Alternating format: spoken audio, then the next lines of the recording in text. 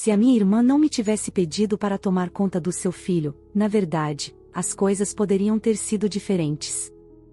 Sempre soube que ela tinha as suas próprias prioridades, os seus próprios sonhos, mas no dia em que a Clara me telefonou, senti a imprevisibilidade do mundo a ultrapassar os limites da minha existência normal. Ela ia para o mar com o marido, deixando-me com o filho, um adolescente chamado Lilo. Concordei, mas só por palavras. No fundo, tinha um palpite de que esta decisão se iria transformar em algo muito mais do que cuidar do meu sobrinho. Lilo, que veio ter comigo nesse dia, parecia mais maduro do que a sua idade. Era como que primordialmente dotado de todas as coisas que tornam um homem atraente, músculos, confiança, mas, ao mesmo tempo, algo de frágil se insinuava no seu olhar. As preocupações com o exame que se avizinhava pesavam-lhe na alma e, quando ele chorava só de dizer que tinha medo de não passar, algo dentro de mim se apertava. Tentei confortá-lo, mas cada palavra que eu dizia só aumentava a sua tristeza. Quando entrei pela primeira vez no quarto para lhe fazer companhia, o meu sorriso lembrou-me de repente as minhas próprias preocupações. Encontrei o seu olhar, e foi como se ele balançasse. Foi nesse momento que percebi que algo de muito diferente se tinha passado entre nós naquela casa. Não apenas um laço de parentesco, mas algo que prenunciava ondas de emoção mais profundas. Na primeira semana, tive de me habituar à sua presença. Tudo o que se dizia e fazia era permeado por uma tensão constante. Tentei concentrar-me nas pequenas coisas, os dias embrulhados em cuidados, os serões barulhentos e as esperas, transbordantes de uma energia inexplicável que me fazia captar olhares fugazes e sorrisos furtivos. Não queria pensar nisso, com uma única pergunta na cabeça: por que é que tudo é tão difícil? Todas as manhãs, quando fazia café, tinha a sensação de que ele me estava a observar. Eu estava a escolher vestidos, a procurar as melhores roupas, e sempre que passava por ele, sentia o seu olhar penetrante. Era como se ele estivesse obcecado com a forma como eu me movia, e isso acentuava cada momento da nossa interação. Cada gesto ou olhar casual apenas aumentava o fogo, como aquele que se inflama lentamente debaixo de um abrigo. Com o tempo, esta casa tornou-se uma arena onde dois mundos muito diferentes colidiam e se entrelaçavam, criando algo novo e ainda mais complexo. Lilo parecia cada vez mais interessado em mim, mas nunca deixou de ser um adolescente sério e determinado. Falávamos muitas vezes dos seus planos, do que queria fazer quando fosse mais velho, mas de cada vez havia uma nota de incerteza na sua voz, travada por uma tempestade de sentimentos. A tensão não resolvida entre nós continuava a crescer sem parar. Chegou a noite em que decidi que era altura de seguir em frente. Dei por mim no seu quarto e, quando ele se aproximou de mim, uma pergunta em que nunca tinha pensado antes escapou pelo silêncio. Perguntei-lhe o que é que ele queria realmente. No momento em que me olhou, os seus olhos brilharam, e neles adivinhei todos os desejos proibidos que ele tinha estado a esconder de si próprio. Eu não conseguia ler os seus pensamentos, o que dava à situação uma dinâmica destrutiva. Os nossos olhares cruzaram-se e não pude deixar de me aperceber de como toda esta loucura me estava a destruir. Eu podia saber que o meu coração e a minha mente estavam a ir contra o outro, mas não havia como parar. O medo das consequências apoderava-se de mim, mas a sensação do coqueteio de emoções subia aos céus. Todas as noites, depois de longos objetivos e conversas, apercebi-me de que o nosso mundo interior era semelhante. Éramos ambos assombrados por dúvidas e medos semelhantes. Alguma força puxava-me invariavelmente para ele, e era como a gravidade que não podia ser travada. Assim, no meio de um conflito interior, a arte da manipulação era impressionante na sua componente. Os vestidos, os toques casuais, os olhares penetrantes, tudo isso era o tipo de experiência inesquecível que ninguém na sua mente seria capaz de perdoar. Ou talvez não fosse insegurança. Em vez disso, era um apelo: vive a vida que queres viver, permite-te ser vulnerável, mesmo que isso te leve à dor. Procurei a minha verdade nesta situação, mas apercebi-me de que não estava preparada para a libertar. Cada dia com a Lilo expunha camadas cada vez mais profundas da nossa relação e, depois de questionar os objetivos da Clara, percebi que não havia alternativa. Neste ciclo, Cada saída que eu tentava encontrar apenas me mergulhava numa escuridão mais profunda. O tempo pairou por um momento. Cada vez que ele me deixava sozinha, eu admirava-o com a esperança de que em breve as coisas mudariam, que talvez novos horizontes estivessem a chegar. Deitei-me na cama, mas não consegui dormir. Os pensamentos sobre a Lilo continuavam a passar-me pela cabeça como ondas agitadas, prontas a bater na costa a qualquer momento. Emoções que eu não conseguia refrear estavam a subir, criando um turbilhão de excitação na minha alma. Tudo tinha começado com o pedido inócuo de Clara, mas agora percebia-me de que estava envolvido num turbilhão de sentimentos que virava tudo de pernas para o ar. No final, não podia ficar mais tempo sem fazer nada. Levantei-me calmamente, mergulhada nas minhas próprias reflexões, e dirigi-me ao quarto dele. Ao bater à porta, ouvi a sua voz cheia de perplexidade e, sem hesitar, abri-a. Lilo estava sentado na cama, sem camisa, com os músculos a brincar à luz, brilhando como uma armadura ao sol.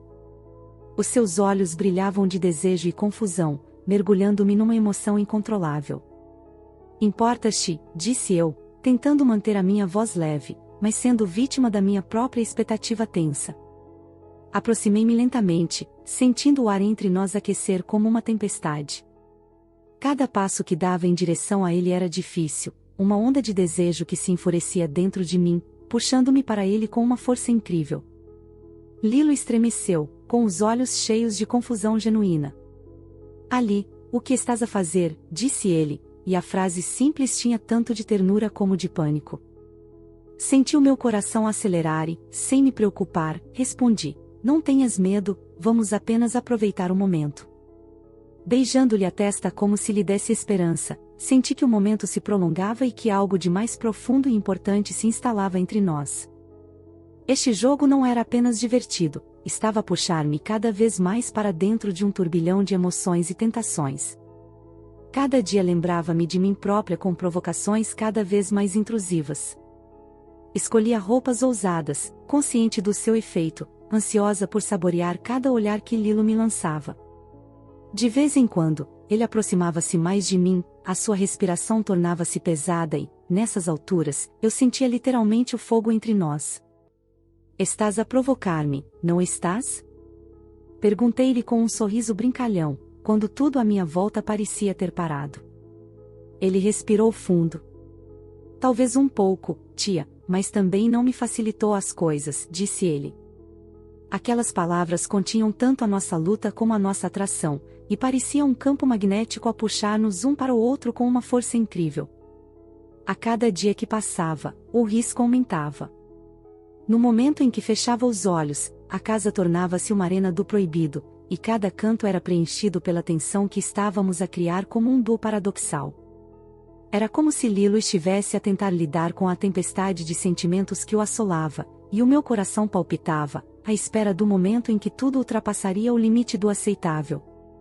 Uma tarde, depois de ter decidido fazer uma cara de brava, decidi tomar um banho. Mas eis o problema, esqueci-me da toalha no quarto. Um sorriso tocou os meus lábios quando percebi que esta era a desculpa perfeita para testar a sua reação. Com uma voz suave e melodiosa, disse: Lilo, podes ir buscar-me uma toalha ao quarto? A sua confusão era claramente visível quando respondeu: claro, tia. Quando ele abriu a porta e me entregou a toalha, havia tensão à volta, visivelmente tangível como a geada sobre o chão. Estendi a mão para pegar no tecido e, nesse momento, voltei a encontrar o seu olhar, os nossos olhos, cheios de perplexidade e ternura, como se estivessem ligados por fios invisíveis. Ele ficou envergonhado e, virando-se para o outro lado, murmurou: desculpa, não queria incomodar-te. Este momento foi um ponto de viragem na nossa história. Apercebi-me de que o jogo que antes defendia se tinha transformado na verdadeira realidade da paixão. A cada nova situação, senti a emoção da excitação a enraizar-se. No dia seguinte, escolhi um vestido ainda mais revelador, uma camisola leve que realçava a silhueta. Ao atravessar a sala de estar, vejo a Lilo mergulhada em pensamentos. Lilo, está a ficar tarde, não achas? Disse eu com um sorriso enigmático e ele levantou imediatamente os olhos, com a cara a derreter-se de vergonha. Acho que vou ficar aqui mais um bocadinho, tia, respondeu ele com um tom cheio de emoção escondida, e eu senti crescer entre nós a mesma ligação incrível que ambos tínhamos medo de admitir. Apertei-me contra a parede e, de repente, quando me virei, vi o seu olhar. O rubor no seu rosto dizia-me eloquentemente que ele também estava envolvido neste jogo perigoso. Era noite, e enquanto tentava dormir, ouvi novamente a sua voz vinda do quarto. Ele estava ao telefone. Aproximei-me da porta e, sustendo a respiração, apanhei as suas palavras. Não vais acreditar, a tia parece estar a pôr-me à prova. Não sei quanto tempo vou aguentar.